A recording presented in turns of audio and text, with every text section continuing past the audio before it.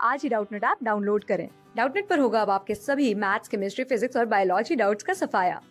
बस अपने क्वेश्चन की फोटो खींचो, उसे क्रॉप करो और तुरंत वीडियो सोल्यूशन पाओ। Download now. इस क्वेश्चन हमसे कहा गया है concave mirror has the form of a hemisphere with radius R equal to 60 centimetre. एक कॉन्केव मिरर था जो हेमिस्फीरिकल फॉर्म में है, जिसका रेडियस और कर्वेचर 60 सेंटीमीटर है। फिर हमसे बोला thin layer of unknown transparent liquid is poured into the mirror, ठीक है। और mirror liquid system forms one real image and another real image is formed by the mirror alone, ठीक है। यानी क्या करें, एक मिरर था, कॉन्केव मिरर था, उसके अंदर हमने लिक्विड डाल दिया, ठीक है। तो इन दोनों के कॉम्बिनेशन के कारण एक रियल इमेज बन रही थी और एक मिरर खुद इमेज बना रहा था, रियल इमेज, ठीक है, फाउंड बाय द मिरर, ठीक है, with the sources in certain position. One of them coincide with the source and other is at a distance of L equals to 30 centimeter from the source. Find the possible value of refractive index mu of the liquid, ठीक है। यानी इस question में कुछ ऐसा क्या रखा है, ये हमारा कॉन्केव मिरर है, ठीक है, ये हमारा कॉन्केव मिरर था, ठीक है। इस कॉन्केव मिरर के अंदर हमने अननोन थिकनेस तक लिक्विड डाल दिया, ठीक है। यहाँ पे हमने लिक्विड डाल दिया, ये इसके अंदर लिक्विड डाल दिया, ठीक है। ये हमारी इसकी एक्सेस थी, ठीक है। उसने हमसे कहा रखा है कि कॉन्केव मिरर एक खुद एक इमेज बना रहा है, एक रियल इमेज, ठीक है। एक मिरर के कारण एक रियल इमेज बन रही होगी और एक इन दोनों के कॉम्बिनेशन के कारण एक रियल इमेज बन रही होगी, ठीक है। ये क्वेश्चन वैसे ही हो गया कि एक कॉन्केव मिरर है और उसके ऊपर एक कॉन्वेक्स लेंस रख दिया है, ठीक है। तो कि दोनों सरफेस ये हमारी कन्वर्ज करने का काम कर रही है, ठीक है। पहले केस में क्या रखा है कि उसमें जो इमेज बन रही थी, एक इमेज ऑब्जेक्ट पे ही बन रही थी, यानी ये अगर हमारा ऑब्जेक्ट है तो एक इमेज हमारी ऑब्जेक्ट पे ही बन रही थी, यानी सोर्स पे ही बन रही थी, ठीक है। और दूसरी इमेज बन रही थी at a distance of 30 centimetre from the source, ठीक है। हम पहले केस में चलते हैं कि केस वन हम लेके चलते हैं कि जो मिरर के कारण इमेज बन रही है, ठीक है। केस वन है हमारा कि जो मिरर के कारण इमेज बन रही है, केस वन, जो image found by the mirror होगी वो एट ऑब्जेक्ट पे हो रही होगी, ठीक है। इमेज जो मिरर के कारण बन रही होगी वो बन रही होगी सोर्स पे, ठीक है। Image found by the mirror is at source, ठीक है, इज एट सोर्स, ठीक है। यानी पहले केस में हम चल रहे हैं कि जो कॉन्केव मिरर होगा वही इमेज सोर्स से बना रहा होगा, ठीक है। यानी इनके कॉम्बिनेशन के कारण इमेज बन रही होगी at a distance of 30 centimetre from source, ठीक है। क्योंकि दोनों कन्वर्जिंग है, कॉन्केव मिरर भी कन्वर्जिंग है और जो उसके ऊपर ये वाटर डालने के कारण ये कॉन्वेक्स लेंस की तरह बिहेव कर रहा होगा, ठीक है, वो भी कन्वर्जिंग है, ठीक है। तो ये दोनों के कारण बन रहा होगा, यानी 30 सेंटीमीटर पे बन रहा है एट सोर्स डिस्टेंस, तो वो टूवर्ड्स द मिरर की तरफ बन रहा होगा, यानी यहाँ से 30 सेंटीमीटर पे बन रहा होगा, ठीक है। हमारे पास पहले केस में दे रखा था कि कॉन्केव मिरर की रेडियस और कर्वेचर भी दे रखा था हमारे पास। कॉन्केव मिरर का रेडियस और कर्वेचर था 60 सेंटीमीटर, ठीक है। 60 सेंटीमीटर इसका रेडियस और कर्वेचर है, तो फोकल लेंथ कितनी हो रही होगी, फोकल लेंथ इसकी हो रही होगी मिरर की रेडियस और कर्वेचर बाय 2, रेडियस और कर्वेचर बाय 2, ठीक है। और नेगेटिव साइन आ रहा होगा, ठीक है, क्योंकि ये इस डायरेक्शन में था, तो focal length of concave mirror हो जाएगी हमारे पास -30 सेंटीमीटर, ठीक है। हमने पहले केस में लेके चले कि image found by the mirror के कारण, जो मिरर के कारण इमेज बन रही होगी वो सोर्स से बन रही है, ठीक है, क्योंकि दोनों कन्वर्जिंग था और दूसरी इमेज बन रही थी at a distance of 30 centimetre, तो इसलिए वो टुवर्ड्स द मिरर बन रही होगी at a distance of 30 centimetre, ठीक है। यानी हमारा ऐसा केस है, क्योंकि फोकल और रेडियस ऑफ कर्वेचर 60 सेंटीमीटर, हम जानते हैं कि अगर मिरर के कारण इमेज सोर्स पे ही बन रही होगी तो यानी सोर्स उसके सेंटर ऑफ कर्वेचर पर रखा होगा, यानी उसकी मिरर से डिस्टेंस आ रही होगी रेडियस ऑफ कर्वेचर के बराबर, ठीक है। यानी ये डिस्टेंस हमारे पास 60 सेंटीमीटर है, ठीक है। ये डिस्टेंस हमारे पास 60 सेंटीमीटर है, तो ये डिस्टेंस हमारे पास आ जाएगी 30 सेंटीमीटर, ठीक है। यानी ये डिस्टेंस हमारे पास आ गई 30 सेंटीमीटर, इतना डिस्टेंस हमारे पास 30 सेंटीमीटर हो गया, ठीक है। तो हम इस पर यहाँ पे मिरर फॉर्मूला यूज़ करते हैं।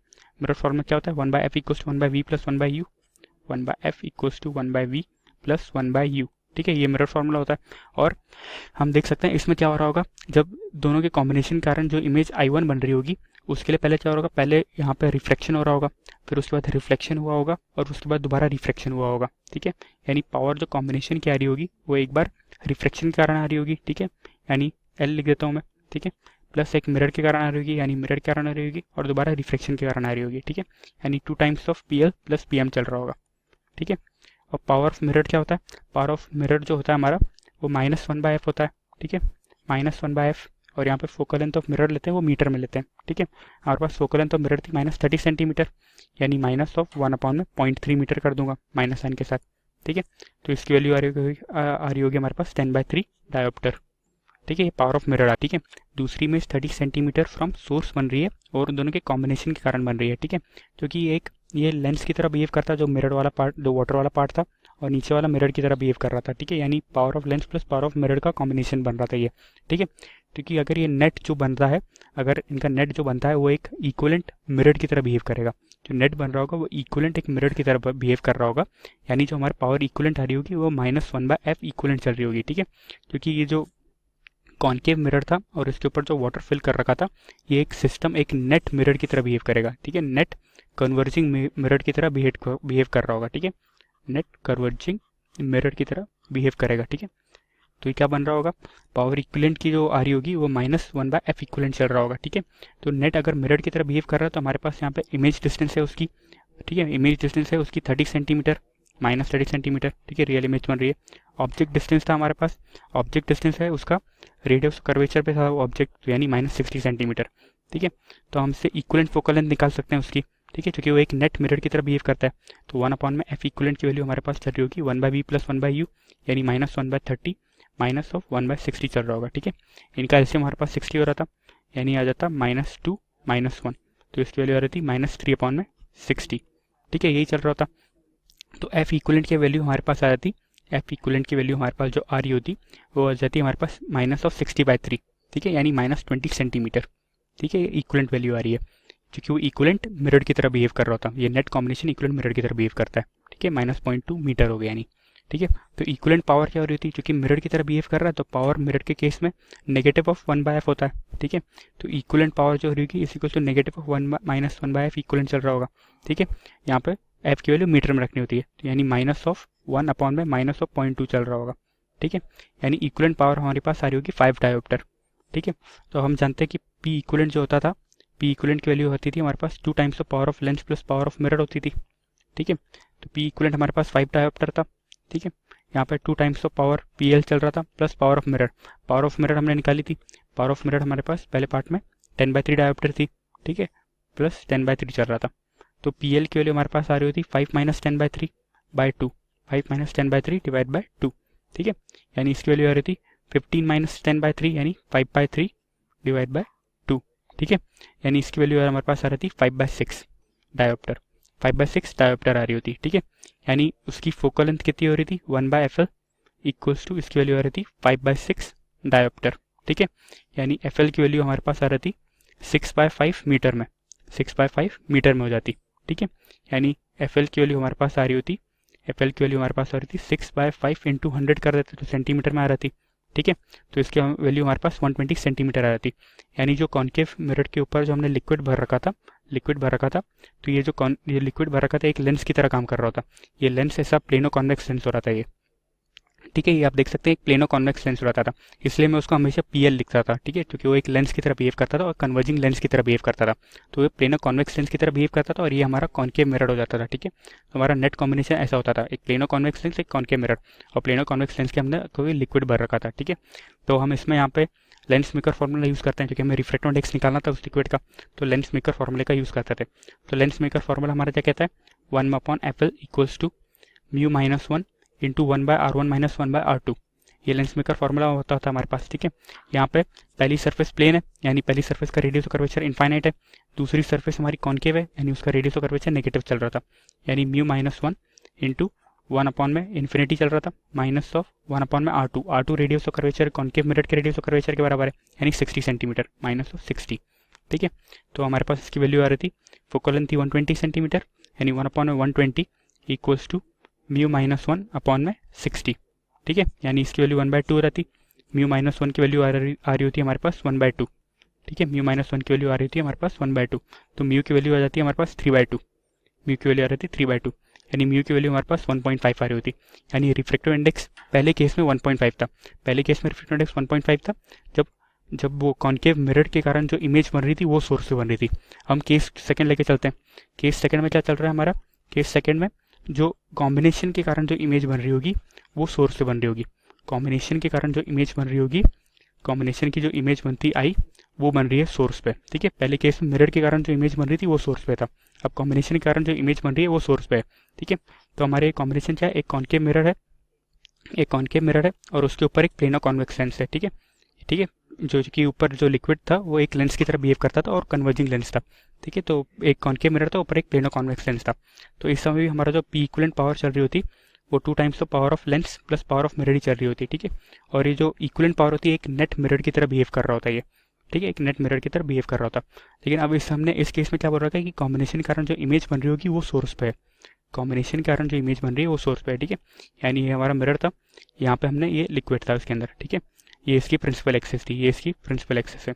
ठीक है, इसके इन कॉम्बिनेशन के कारण जो इमेज बन रही है वो सोर्स से बन रही है। तो यानी ये हमारा ऑब्जेक्ट है और यहाँ पे उसकी इमेज बन रही थी कॉम्बिनेशन के कारण यहाँ पे। ठीक है, और क्योंकि ये दोनों कन्वर्जिंग लेंस था, ठीक है, तो अगर इन दोनों के कॉम्बिनेशन के कारण जो इमेज बन रही होती वो और मिरर की तरफ बन रही होती, तो अगर अकेले मिरर के कारण जो इमेज बन रही होगी वो थोड़ी ऊपर बन रही होगी इससे।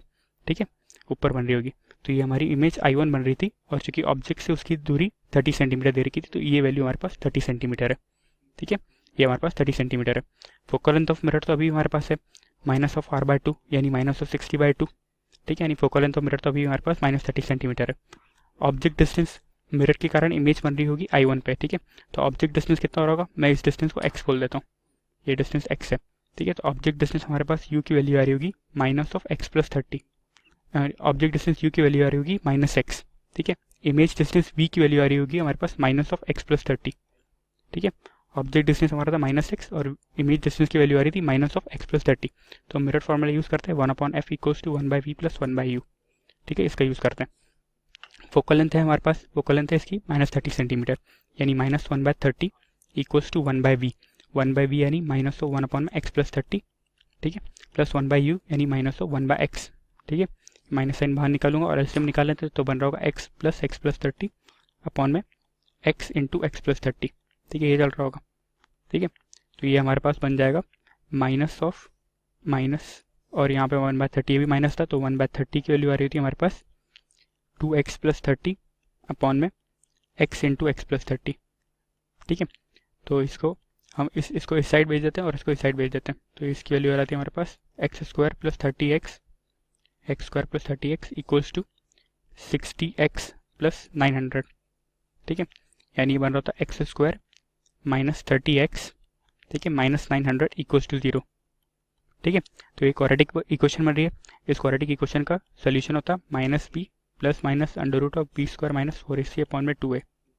ठीक है, b² - 4ac/2a। ठीक है, तो हम यहाँ पे इन सब की वैल्यू यहाँ पे रख देते हैं। b था हमारे पास 30 और a की वैल्यू है 1 और c की वैल्यू है -900। ठीक है, तो हम यहाँ पे ये सब वैल्यू रख देते हैं, यानी x = -b यानी 30 + -√30 का स्क्वायर यानी 900 - 4ac यानी 4 × -900, तो इसकी वैल्यू हो रही है 3600।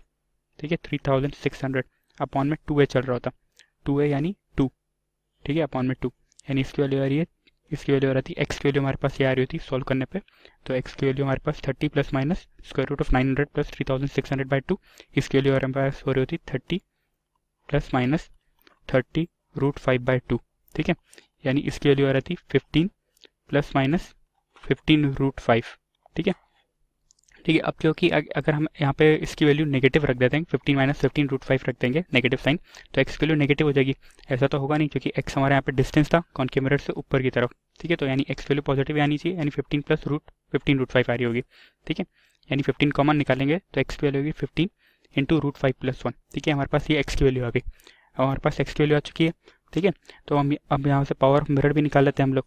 पावर ऑफ मिरर क्या होता है, power of mirror negative of focal length होता, यानी -1/f होता। ठीक है, ये फोकल लेंथ यहाँ पे मीटर में रखनी पड़ती, अगर हम सेंटीमीटर रख रहे होते तो इसकी वैल्यू होती -100 अपॉन में फोकल लेंथ ऑफ मिरर। ठीक है, फोकल लेंथ ऑफ मिरर थी हमारे पास रेडियस ऑफ कर्वेचर/2 यानी -100 अपॉन में radius of curvature. Radius of curvature हमारे पास 60 सेंटीमीटर था यानी -60/2। ठीक है, ये होती, यानी इसकी वैल्यू आ रही थी -100 अपॉन में -30। ठीक है, यानी पावर ऑफ मिरर हो रही थी हमारे पास 10/3 डायोप्टर, ये हमारे पास पावर ऑफ मिरर थी। ठीक है, P इक्वलेंट की वैल्यू थी हमारे पास, P इक्वलेंट की वैल्यू थी हमारे पास 2 times of power of lens. Power of lens क्योंकि प्लेनो कॉन्वेक्स लेंस था प्लस पावर ऑफ मिरर। ठीक है, ये चल रहा होता 2 times of power of lens plus power of mirror. ठीक है, तो पावर ऑफ लेंस क्या होता हमारे पास 2 × PL + PM। PM था हमारे पास 10/3। ठीक है, और P इक्वलेंट की वैल्यू थी हमारे पास, P इक्वलेंट होता है हमारे पास क्योंकि एक नेट कॉनकेव मिरर की तरह बिहेव कर रहा होता। ठीक है, तो -100 अपॉन में F इक्वलेंट चल रहा होता। ठीक है, क्योंकि एक नेट मिरर की तरह ये बिहेव करता है। ठीक है, F इक्वलेंट की वैल्यू कितनी होगी, क्योंकि ये दोनों के कॉम्बिनेशन के कारण उसकी जो इमेज बन रही थी वो हमारे x पे बन रही थी। दोनों के कॉम्बिनेशन के कारण जो इमेज बन रही होती है हमारे पास, है ना, इन दोनों के कॉनकेव मिरर और प्लेनो कॉन्वेक्स लेंस के कॉम्बिनेशन के कारण जो इमेज बन रही थी वो x पे बन रही थी। ठीक है, तो यानी x इन दोनों के कॉम्बिनेशन का रेडियस ऑफ कर्वेचर होता है, ठीक है, क्योंकि एक नेट हमारा मिरर की तरह बिहेव करता था। तो एफ इक्वलेंट की वैल्यू हमारे पास आ रही थी -(x/2). एफ इक्वलेंट की वैल्यू हमारे पास आ रही थी -(x/2), ठीक है, यानी -15 × √5 + 1/2, ठीक है, ये हमारे पास एफ इक्वलेंट की वैल्यू आ रही होती। तो पी इक्वलेंट की वैल्यू कितनी होती? पी इक्वलेंट की वैल्यू हमारे पास यहाँ से आ रही थी, पी इक्वलेंट आ रहा था -100 अपॉन एफ इक्वलेंट, यानी -15 × √5 + 1, ठीक है, बाय 2, यानी 2 ऊपर आ रहा था, ठीक है, माइनस साइन से माइनस साइन हट जाता, ठीक है, ये हमारे पास बन रहा होता 20/3 × 2 यानी 40/3, ठीक है, 40 अपॉन में 3 × √5 + 1, ये हमारे पास पी इक्वलेंट की वैल्यू आ रही होती, ठीक है। अब हम P equivalent equals to 2 times of P L plus P M चल रहा होता, ठीक है, तो पी इक्वलेंट की वैल्यू हम यहाँ पे ये रख देते, तो इसकी वैल्यू होती 40 अपॉन में 3 × √5 + 1, ठीक है, 40 × 3 × √5 + 1 equals to 2 times of P L plus 10/3, ठीक है, ये वैल्यू चल रही होती है यहाँ पे, ठीक है, तो इसकी वैल्यू हमारे पास यहाँ से आ रही होती, इसकी वैल्यू हमारे पास यहाँ से आ रही होती इक्वल्स टू चल रहा था 2PL इक्वल्स टू चल रहा था हमारे पास 40 अपॉन में 3 × √5 + 1, ठीक है, हम इसको रेशनलाइज कर देते हैं, तो यानी ऊपर से मल्टीप्लाई कर देते हैं √5 - 1 और नीचे मल्टीप्लाई कर देते हैं √5 - 1 से, ठीक है, -10/3 चल रहा था हमारे पास। तो इसकी वैल्यू हमारे पास चल रही होती 2 टाइम्स ऑफ PL की वैल्यू हमारे पास चल रही होती यहाँ पे 40 × √5 - 1, ठीक है, अपॉन में 3 × ये a - b × a + b बन रहा था, यानी a² - b² यानी √5 का स्क्वायर 5 - 1 4, ठीक है, 3 × 4, ये से 10 टाइम्स में कट जाता, ठीक है, -10/3 ये चल रहा था हमारे पास। तो यहाँ से हम 10/3 कॉमन निकाल लेते हैं, 10/3 कॉमन निकाल लेंगे तो ये आ जाएगा हमारे पास √5 - 1 - 1 यानी √5 - 2 हो जाएगा, ठीक है, ये 2 टाइम्स ऑफ PL चल रहा था, 2 टाइम्स ऑफ PL चल रहा था, ठीक है, यानी PL की वैल्यू हमारे पास आती 5/3, PL की वैल्यू हमारे पास आ रही थी 5/3 × √5 - 2 डायोप्टर, ठीक है, यानी PL की वैल्यू हमारे पास आ रही थी 5/3 × √5 - 2 डायोप्टर, यानी प्लेनो कॉन्वेक्स लेंस की हमारे पास पावर आ रही होती, प्लेनो कॉन्वेक्स लेंस की हमारे पास पावर आ चुकी है, ठीक है। अब प्लेनो कॉन्वेक्स लेंस की पावर आ गई तो हम यहाँ पे वैल्यू रख देते हैं 1/FL चल रहा होता, ठीक है, इक्वल्स टू यहाँ पे चल रहा होता μ - 1 × 1/R1 - 1/R2 होता लेंस मेकर फार्मूला, ठीक है, 1/FL की वैल्यू हमारे पास ये PL की वैल्यू जो थी, ठीक है, ये चल रहा होता, यहाँ पे प्लेनो कॉन्वेक्स लेंस है ये, ठीक है, तो R1 की वैल्यू यहाँ पे R1 की वैल्यू यहाँ पे -∞ था और R2 की वैल्यू हमारे पास रेडियस ऑफ कर्वेचर की वैल्यू के बराबर था, यानी R2 की वैल्यू हमारे पास यहाँ पे -60 सेंटीमीटर था, तो क्या हमने यहाँ पे डायोप्टर में चल रहा है तो R2 की वैल्यू यहाँ पे मीटर में लेंगे, यानी -0.6 मीटर ले रहे होंगे, ठीक है, तो हमारे पास ये चल रहा था 5/3 × √5 - 2 इक्वल्स टू हमारे पास यहाँ पे चल रहा था μ - 1 × 1/R1 यानी -1/∞ और 1/R2 यानी -1/0.6 यानी प्लस हो रहा था +1/0.6 चल रहा होता, ठीक है, तो इसकी वैल्यू हमारे पास आ रही थी μ - 1/0.6, μ - 1/0.6 इक्वल्स टू यहाँ पे चल रहा था 5/3 × √5 - 2, ठीक है, √5 - 2, तो ये इससे 0.2 टाइम्स में कट जाता, तो 5 × 0.2 की वैल्यू 1 हो जाती, तो μ - 1 की वैल्यू हमारे पास आ रही होती √5 - 2, μ - 1 इक्वल्स टू √5 - 2, तो μ की वैल्यू आ जाती है हमारे पास √5 - 1, ठीक है, यानी रिफ्रैक्टिव इंडेक्स जब रिफ्रैक्टिव इंडेक्स की वैल्यू √5 - 1 आ रही है हमारे पास जब दोनों के कॉम्बिनेशन के कारण इमेज बन रही थी सोर्स पे, ठीक है, और रिफ्रैक्टिव इंडेक्स की वैल्यू हमारे पास पहले केस में कितनी थी, पहले केस में हमारे पास रिफ्रैक्टिव इंडेक्स की वैल्यू 1.5 थी जब मिरर के कारण इमेज बन रही थी सोर्स पे, ठीक है, तो हमसे उसने यही था possible value of refractive index पूछा था, तो रिफ्रैक्टिव इंडेक्स की वैल्यू हमारे पास 1.5 है जब मिरर के कारण इमेज बन रही थी सोर्स पे, ठीक है, मिरर के कारण इमेज बन रही थी सोर्स पे, और रिफ्रैक्टिव इंडेक्स की वैल्यू हमारे पास √5 - 1 है जब कॉम्बिनेशन के कारण इमेज बन रही थी सोर्स पे, ठीक है, तो ये दो वैल्यू हमारे पास रिफ्रैक्टिव इंडेक्स आ गई, ठीक है, ये हमसे उस क्वेश्चन में पूछा गया था, तो ये हमारे यहाँ पे आंसर था, ठीक है, थैंक यू। क्लास 6 से 12 से लेके नीट, IIT, JEE मेंस और एडवांस के लेवल तक 10 मिलियन से ज्यादा स्टूडेंट्स का भरोसा। आज ही डाउनलोड करें डाउटनेट ऐप या व्हाट्सएप कीजिए अपने डाउट्स 8400 400 400 पर।